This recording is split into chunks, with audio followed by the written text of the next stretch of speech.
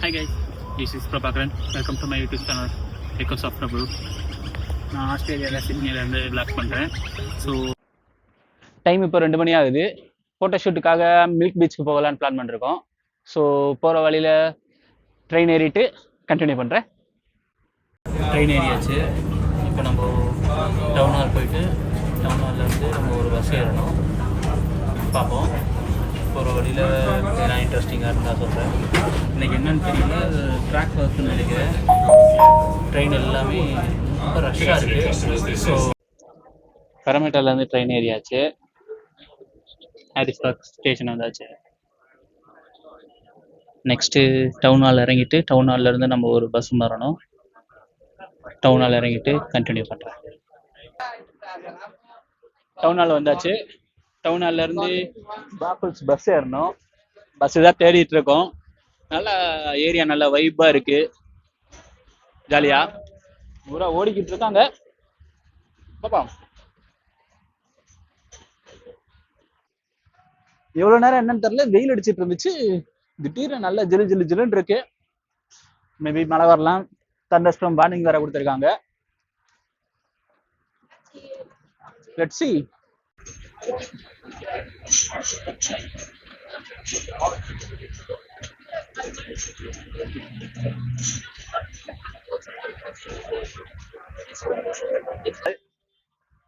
Down ஹாலில் Victoria building சொல்லுவாங்க, ரொம்ப ஃபேமஸான பில்டிங். அது சர்ச்சு. வீக்கெண்ட் ஆச்சுன்னா இங்கே இது ஒரு பஞ்சாயத்தாக இருக்குது. நமக்கு மெட்ரோ இப்போ ஓடல. ஸோ ஃப்ரீ பஸ் கொடுத்துருக்காங்க. இங்கே ட்ரெயின் ஓடலன்னா அது ஒரு ப்ளஸ் பாயிண்ட்டு. நமக்கு பஸ்ஸு ஃப்ரீயாக கிடைக்கும், நம்ம எதுவும் பே பண்ண வேண்டியதில்லை. ஸோ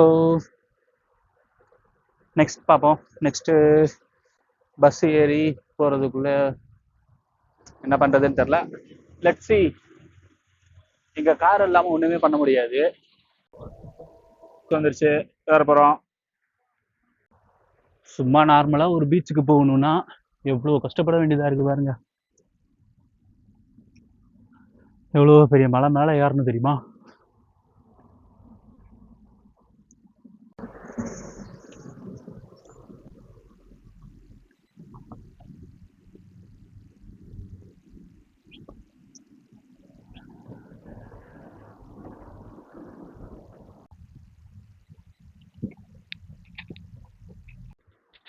ஃபைனலி கைஸ், நம்ம மில்க் பீச் வந்தாச்சு.